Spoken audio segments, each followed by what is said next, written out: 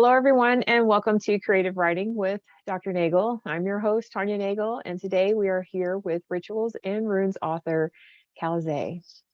Hello, thank you so much for having me here. How are you? Good, good. It's been a good day. The weather's nice today, and I actually went out with my family to a big art and crafts fair. It's like they closed down parts of the city, Park Ave, and then there's a bunch of like vendors selling arts and books and everything. Hi. So it's really good. And so you are in the Rituals and Runes anthology Yes. that is coming out October 4th. Tell me what got you started as a writer? I mean, I've always liked writing. English was my favorite subject in high school. And I mean, I went to school for something else, but I always wrote on the side. And I wanted to query, I wanted to get an agent, years ago. But it wasn't until COVID happened that I, put more time into the writing and I learned about the publishing industry, the indie publishing industry, and I joined a lot of groups, a lot of Facebook groups, and there was a lot of information there that I didn't know about, and so I learned everything from like creating my book formatting, ads and Amazon, the KDP, and so I just published my book from there, and then I created a series um, and just went on to create one book after another. Mhm. Yeah. So it's been kind of bad for other people. It's been kind of great for your writing. Yeah, I mean, the writing was good. I enjoyed writing, but at that time I had to stay home too because I had to do virtual learning for my kids. I had two kids and it was hard while trying to write, doing your own thing, and then also teaching them too because I had to like relearn everything, like Right. Common Core math, to teach them. And then, when they're done with their stuff, then I focus on my writing. But, I bought a lot of books on, the different styles of writing. And I think that I'm more of like in between a plotter and a pantser. I like to have a map when I write, but I also like to discover new directions too. I like that, spontaneous direction that the characters want you to take.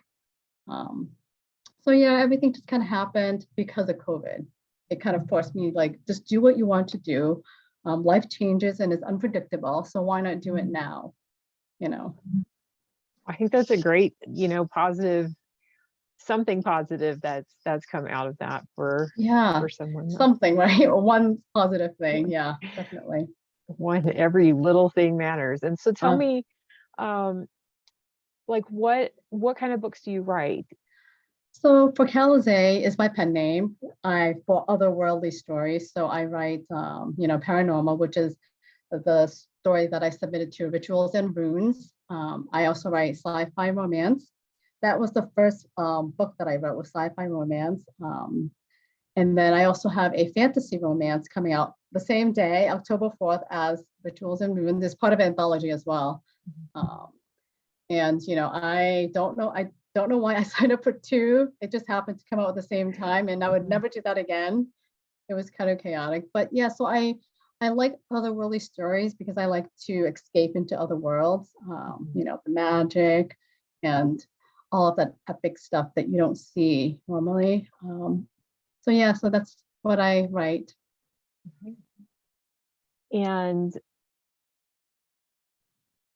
I'm trying to, you have two anthologies coming out on the same. Are Yes. they both um list aim like high driven Yes. stress anthology? Okay. Yes. Oh my gosh. Yes. So because I signed up for Rituals and Ruins first, and then I wrote an Asian fantasy story, but I didn't know what to do with it. So, and then an opportunity came up for the other anthology, and it was everything. It was just on paranormal romance. It was fantasy. It was urban fantasy. So I was like, this is perfect for my story. So I submitted that, and then they're like, "Oh, it's coming out October 4th." And I was like, "Oh, okay, I guess I can do this."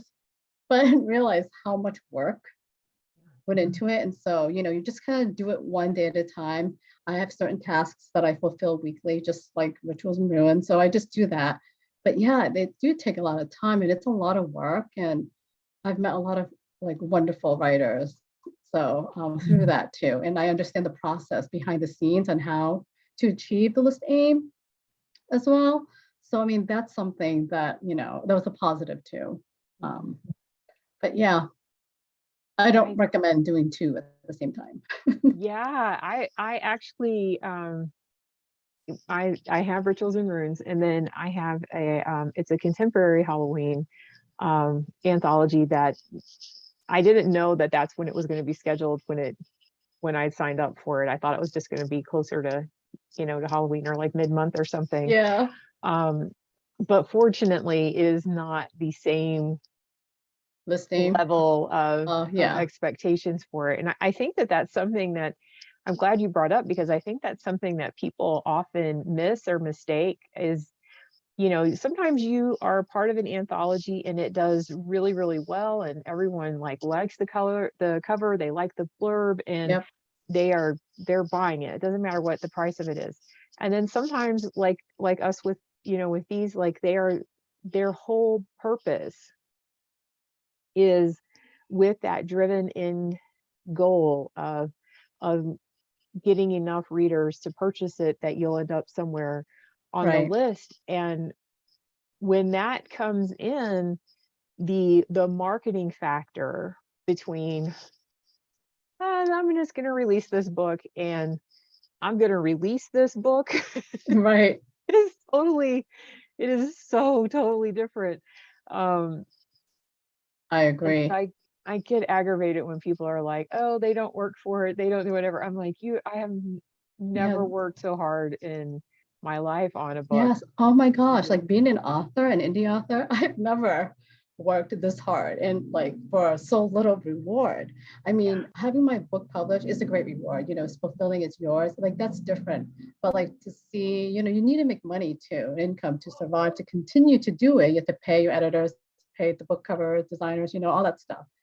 To be able to afford that is hard. mhm, And people don't mhm. realize that. And even like to write too, it's like sometimes you might get a chapter two in easily and then you get stuck or you're stuck somewhere and you just don't know how to fix it. It's really hard because you're pouring so much out of you and it's actually like giving birth in a way. Mhm. um so I mean some people they don't know, even my family and friends, they don't really know how much work it goes into that, and they're like, oh, you have another book out, oh that's great, when's the next one coming out? It doesn't Right. work like that, Yep. it's really hard. So, but yeah, you just kind of like you kind of ignore them because you understand where they're coming from. They don't really know the industry, and so it's okay. Yeah. No, I completely agree. That is a common a common misconception, is that, oh yeah, you're done with that one. When's the next one coming? That'll be out in no time, because because all of Yeah. us really Oh, can read. And I always say that to my students, right? When I'm teaching writing classes, I use that analogy of, this paper or this short story or this whatever it is that you're turning in. Like this is your baby. No one else yeah, is responsible for it but you. Like this is definitely. Yeah. your your creation right here. Yeah. So, are you a teacher? I I yeah, I adjunct now for a couple schools when they need me, and then I coach dissertations and theses for a university, and then I do curriculum and instruction as a full-time day job gig. So nice. it's a That's it's a awesome. I have all these regular jobs Yeah. in order to support my Yes. passion job Oh my of gosh, right? writing. Yes. It's yeah, it's like really weird, but yep. So I mean, maybe one day I'm sure it'll pay off. You just have to believe it. Maybe when you have the sixth, seventh, eighth, and 10th book out, you don't know. But the thing with the book is that it can, become great no matter when, like, down the road. It doesn't have to happen right away at release, right? That's what I've learned. Um, just, give it time to And grow. yeah, absolutely. And I mean, I've been published now like 18 years. Like this Oh, is a wow. whole stack of them there behind me. And and it's just like you said, like it is a roller coaster of things. So like in the beginning it was really good. And then,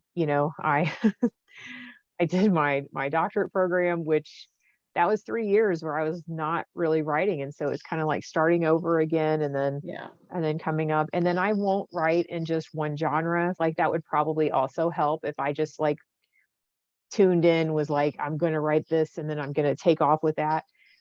I can't do that. I Yeah. get I get burned out if I stay too long Yeah. in something, and so I've got to have something else to write. So Right. The same with me. That's why I have another pen name where I do my contemporary romance. So in the beginning, I was reading, I joined so many groups and I asked people, what is the best approach? If I wanted to write two different genres, do I separate my name or do I keep it in one?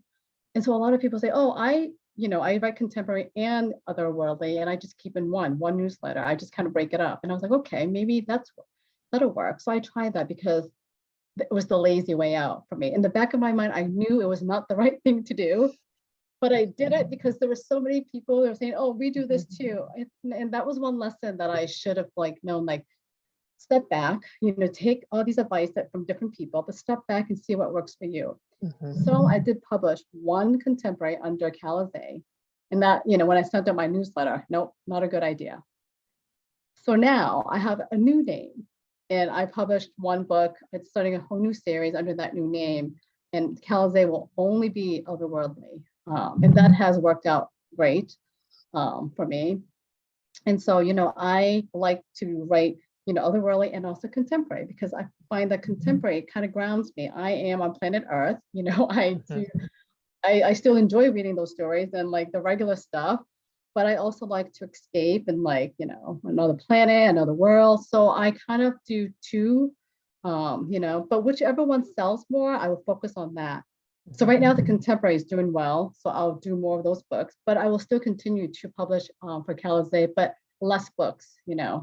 Right, You need that, because if this is how you work, then you need to feed that, or else you're going to be bored. right. Yeah, no, absolutely. And I completely agree with that. Not everyone can be Judy Bloom, right? That's what I always say. Right. Like Judy Yeah. Bloom writes whatever she wants. Everything is under Judy Bloom. Right. But not everyone can write freckle juice and then turn around and write wifey and that be okay. Yeah. Um, No. and I like having my pen names because it's almost for me like I know when I'm writing for that pen name what like how that's going to go, like that Mhm. theme, that vibe comes from Yeah. that author name. Yeah. um and I don't know that, because me in my everyday life, like some of the stuff that I write as an author, it's sometimes it's shocking to me. It's what is going on here, you know? Right. So me, Tanya, would not write that, like she Right. would not do. Yeah. So I have to have like, Kara over here, and Kara does whatever, like Yeah. she's off the chain. She just does what she wants. Right. Um, It's so I your think many personalities. it is. I mean, it is. It's a way of kind of giving them Yeah. productive outlets. Yeah. And I think it's good for the mind too, to stretch it, to go different ways. I think when you write your otherworldly, it helps your stories from the other side as well. It's like it allows you to solve issues or plot issues creatively. And at least that's for me. And I try not to do two books at the same time because it can be really confusing.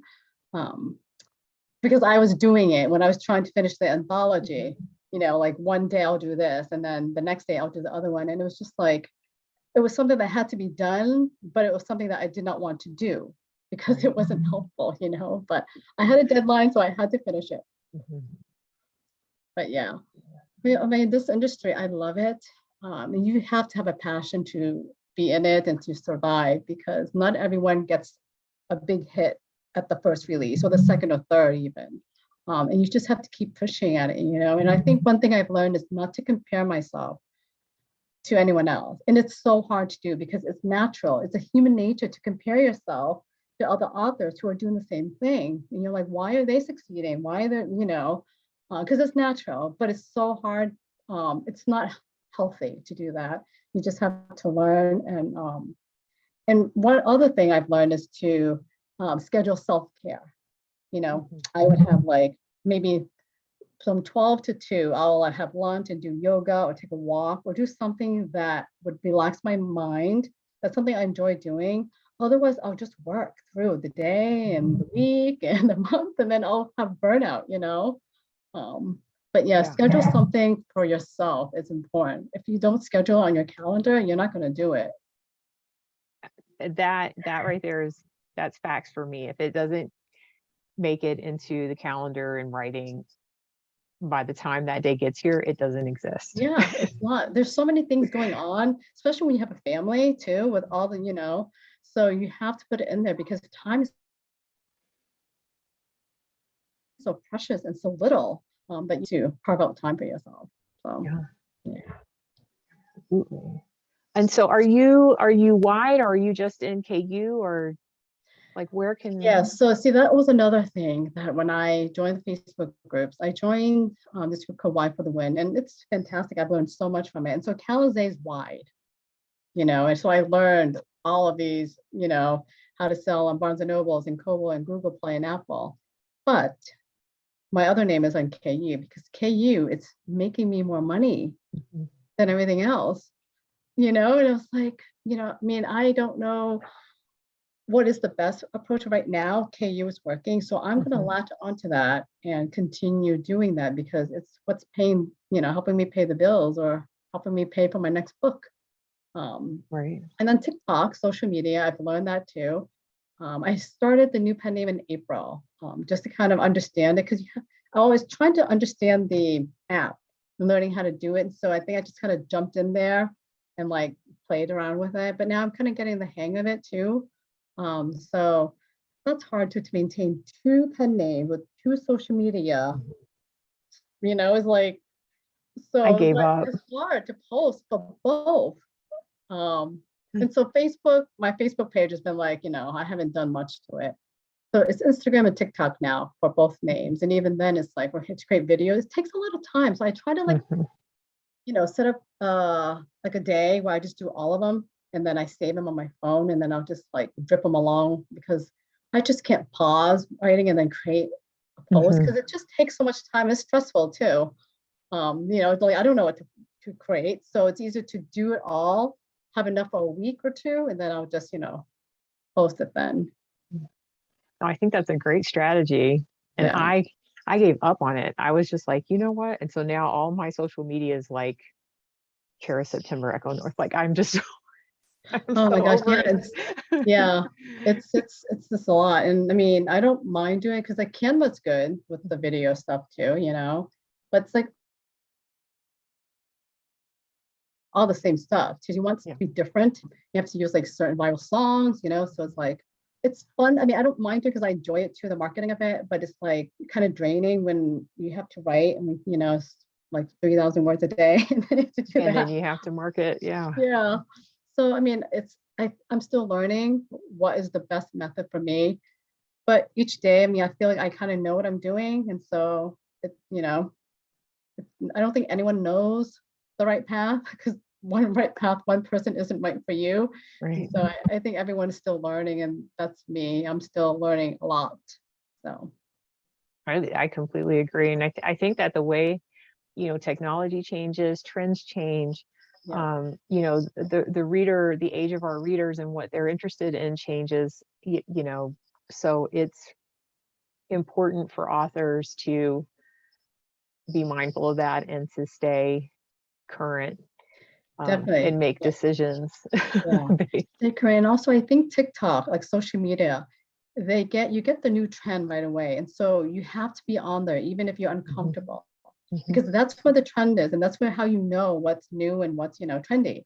You have to hop onto that at the right time. And I think a lot of times, a lot of things is timing too, luck and timing. You can write the best book, but if it's not the right time, it won't sell as much. And sometimes you can write an okay book, and timing, it's perfect and everyone loves it.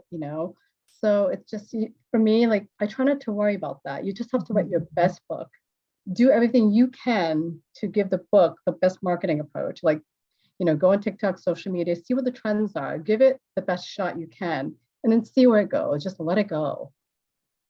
And that's how, I mean, at least that's how I approach it. Otherwise, you drive yourself crazy trying to wonder, how We you're gonna already feel crazy with all the different characters running around in our heads, so know, right? let's try not to let's try not to make this process even worse for ourselves. Yeah. And so then the last question is kind of a tough one, which is, if you could go back and talk to you when you were starting out, what advice would you give? I think for me is to not rush, not try to rush to have, to release a book so fast. Like, I think for me, when I first learned how to, to publish, self-publish, I was like, oh, I can do this. Like, I was trying to rush it to get it out, to say that I've published it, I think, because it gives you a temporary fulfillment as someone who's new, like, oh, I have a book that's published. But I think now it's like you need to take your time with it. And like I said, do not compare yourself to someone else because they've been, they've had like a year or two, or even 3 years ahead of you. So just take your time to learn everything and to take a lot of advice, uh, to sit back with it and think about it, to see if that's the best way for you, and listen to other people's advice. And for me, it's I want to listen to advice from people where I want to be. Like, just don't listen to anyone's advice. Right. If it's a successful author that you want to become like them, where they are right now, then listen to what they have to say on their social media platform or on their blog posts. See what their advice is, how they did it. And from there, you can pick and choose what is the best path for you. Because the thing for me is that when I joined those groups, there's a lot of authors, telling their advice and stuff like that. And so I just thought, oh, this like 10 books out. And this author had like another 10 book out. They know what they're talking about. I should listen to them and do what they say. But I found out that their path isn't for me. And so I think don't be afraid to pivot, to change course if it's not for you, because there's probably a better path for you. So Yeah, definitely. It's all tools. That's one of the reasons why when I started the podcast, I wanted to talk to, other authors, is because I know my way, and I know like the academic way, and the academic way is not necessarily the way it is out here in the real world. right. just like those jobs where they're teaching you all these management skills, it's like some of that's going to apply and it's going to be helpful, but like when you're standing there with that employee and you've got to really do this, that's not going to save you. And that's the same thing it is with authors, regardless of if you go the indie, the small press, the the traditional route. Like you can do and you can learn and you can grab all these tools and resources, but at some point it's going to be your path, and it might have, you might take a couple of the same steps that someone else did, but you are going to have a unique footprint regardless. Right. Yeah. And like not to forget that your family. I think sometimes when you work so much, you forget like all the little things that are around you and appreciate them. It's because you're so focused on getting this book out that you forget. And I think, and sometimes when I look back, I'm like, oh, I spent a lot of time in my office doing this. I should spend more time with my kids, even if it's just watching TV or something, because, they know that I'm writing, but, and I think that I lose that time and I kind of feel guilty sometimes too. I don't do it on purpose. None of us would do that on purpose, but I think carve out time for your family too. And don't forget to, appreciate the little things around you. I think that's great advice. You brought up a couple very, good points about self-care and regulating your time, not taking yourself away from too much, because we can kind of isolate into those fictional worlds and forget the real world. Oh yes, all the time. Yeah. So yeah, it's okay. Yeah. That's kind of it. That's the show. It's pretty quick and easy. Oh yeah, oh, So I love it. That's great. So thank you so much for having me. It was fun chatting like this.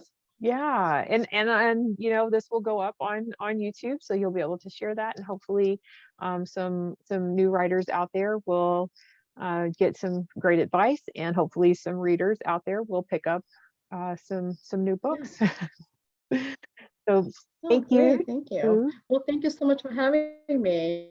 Wait to see how rituals can ruin you for all of us. Yes, yeah. We're really excited. So if you're Yes. watching this, please go pick up our 99 cents when it first released, but the price will go up. So don't don't miss it. Like Yes. anthologies when they first come out, those are like the best deals Oh that you're going yeah. to get on those books ever. Um, okay, so this has been another episode of Creative Writing with Dr. Nagel. Thank you to our guest Calize, and we'll see you next time. Bye. Take care.